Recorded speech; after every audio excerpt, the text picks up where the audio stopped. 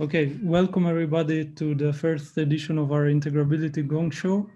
So today we have 6 speakers and we will have a first session which will be on spin chains.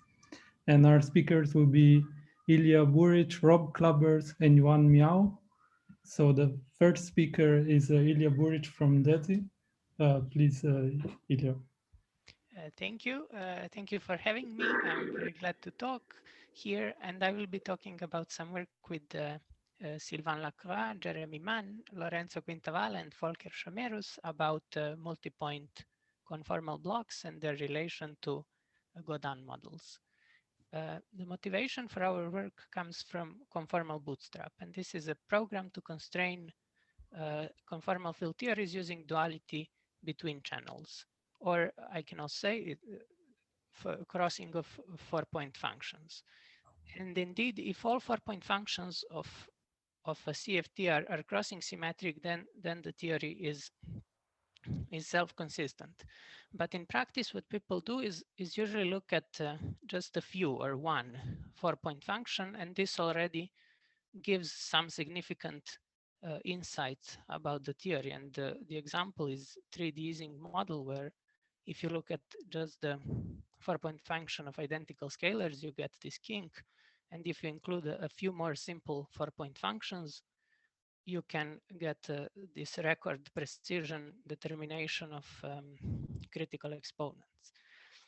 Also, crossing has been studied analytically very successfully, and one of the highlights is the light cone bootstrap, where you send some points to be light-like separated, and then to reproduce the identity in the S channel, you can see in the T channel that you have to have infinitely many operators that accumulated integer twists. So this was already quite successful, but there is an idea that to make further progress, it would be good to move to higher point functions. And the basic reason for this is that if I look at, for example, only a 5-point function of scalar operators, I can fuse the first two fields, and then in the OPE, I can have arbitrary symmetric traceless tensors. So this now acts as an external operator for the remaining 4-point function, but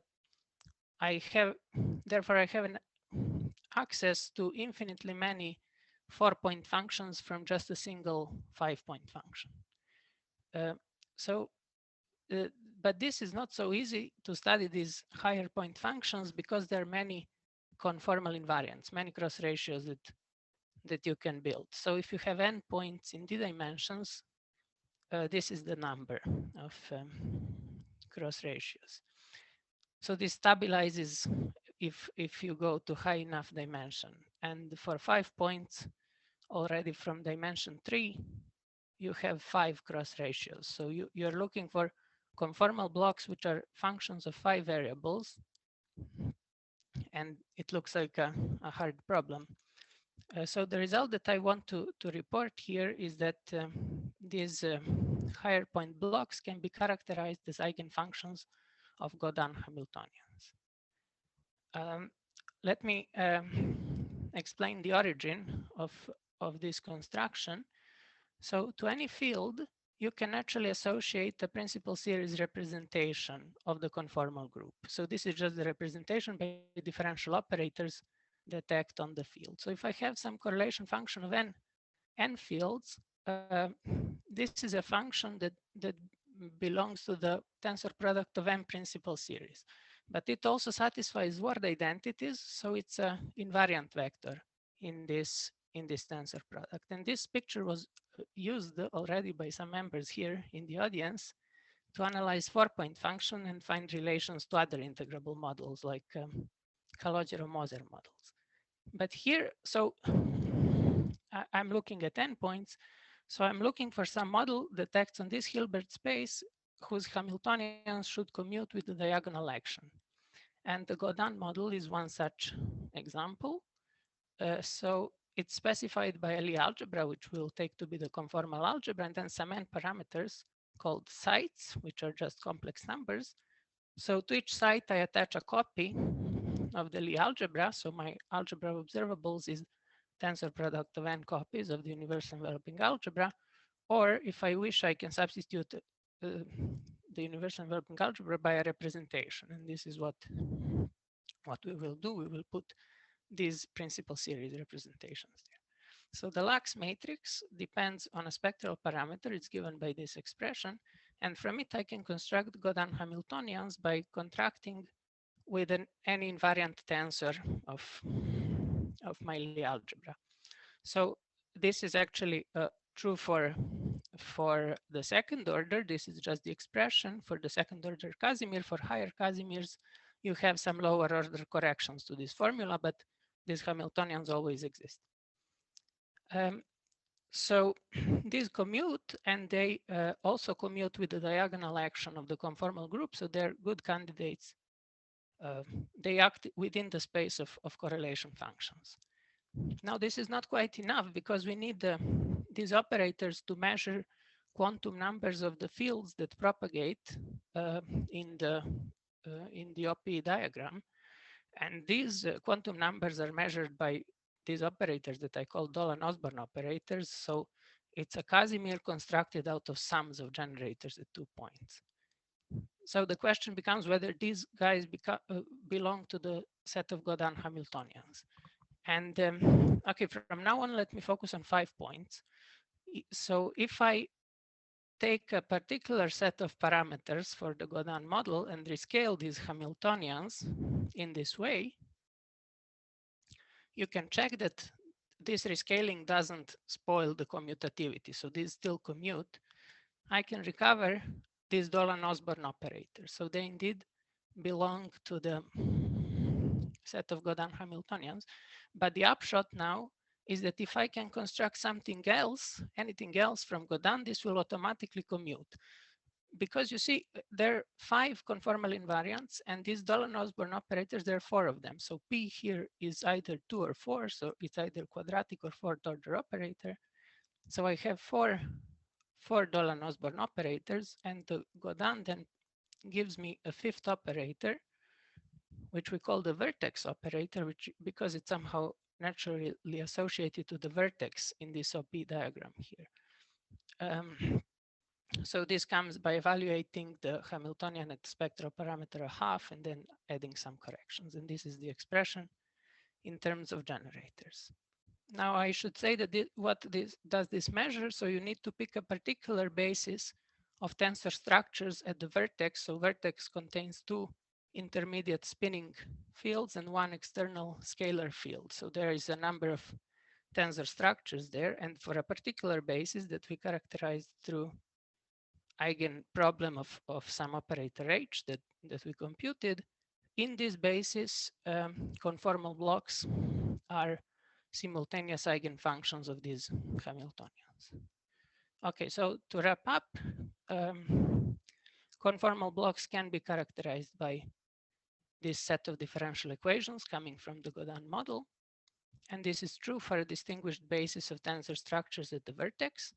I talked about 5 points, but we believe that this extends. We haven't actually proved it yet that it extends to any number of points, but it seems to be the case.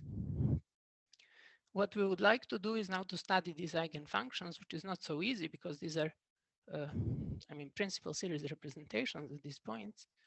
So, but one can take a sequence of limits, for example, make 2 of the distances null, then this gives a 3-variable problem, which seems to be more manageable. If you take all the distances of consecutive points to be null, then you just go to the eigenvalue equation for H, which we already looked at in some detail.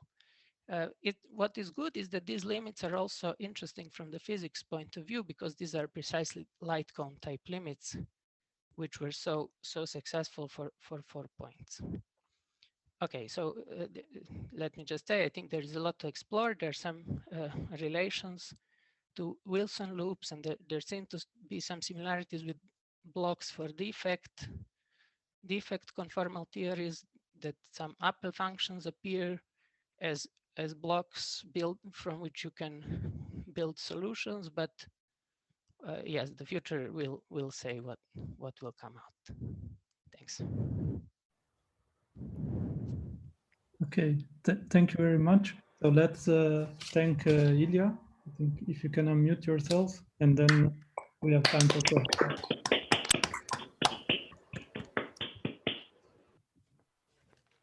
Yeah, so should I start? So how hard is it actually numerically, if you think about numerical bootstrap, to build this multi-point conformal blocks out of standard ones? Because normally this sums converge quite fast, right? I mean, you can write an integral expression like a shadow integral, and this is numerically very bad somehow.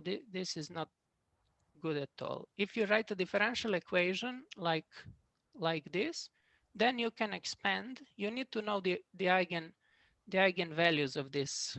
But I mean, if you start from the standard conformal blocks for 4-point functions and glue out of them. Build out of them what? Sorry.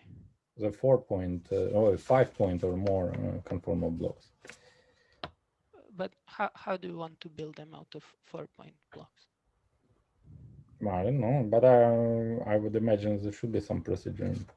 My question was how can you do it for non-scalar fields, which would be a problem if you want to construct higher functions? Can you do anything? Can you get non-scalar fields out of this easily? Well, let me. So, do you think for external scalars here, or? I mean, this is for external scalars, but can you do any? What do you have to do to have non-external scalars? I mean, it will become more difficult, but in principle, the counting is the same. You still have a. I think it would be similar to 4-point functions, right? There, you have these weight shifting operators where you can build spinning blocks from scalar ones. So I think it would be similar story to that. However, somehow the whole motivation is to just do scalars, and because they're the simplest ones, and not to have to do the spinning, the correlators of spinning fields, external fields. Other questions? Yeah, so if you can say that Gaudin wave functions give you conformal blocks, so do you have any kind of other interpretation for different observables in Gaudin, like overlaps or form factors or something like this? Okay, we didn't look in details into this. Probably it's possible, but yeah, out of top of my head, it would be hard. It's not so direct relation. I could ask what plays the role of cross ratios? You said there are like that's a function of several variables. Obviously, where are they? Are this in homogeneities or? Sorry. Where are the cross ratios? The parameters? Where are they embedded into this? So the result should be a function of cross ratios, right? Yes, exactly. So where are they in the integrable model? Where are they hiding? I mean, these representations, they act as differential operators, and then you can reduce these differential operators to differential operators in cross ratios when they act on invariant functions. I mean, so it is for the space itself is okay. Yeah, sure. And then so is it unique wave function you find it this way? Because I mean, normally there are lots of eigen functions of the Hamiltonians. How do you identify which one unique? Right. This is unique. So if we take this basis of tensor structures at the vertex, then this block is uniquely defined by this.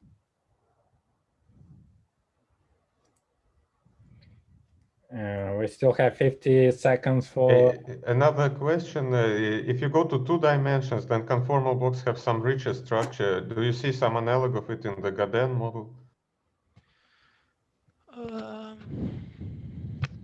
Maybe it does not matter since you are considering global conformal blocks. Is that the thing? Yeah, we are considering global. Well, I don't see any obvious richer structure. There are some simplifications, indeed, but we didn't consider like Virasoro symmetry or anything beyond the global symmetry. I mean, the operators somehow do simplify in 2 dimensions, but yeah.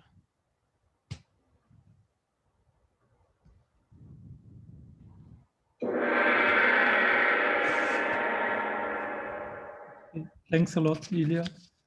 We'll continue the discussion later. And now we go to our next speaker, who's Rob Klapper from Nordita. Please, Rob. Wait. What's going on? Wait. Yep.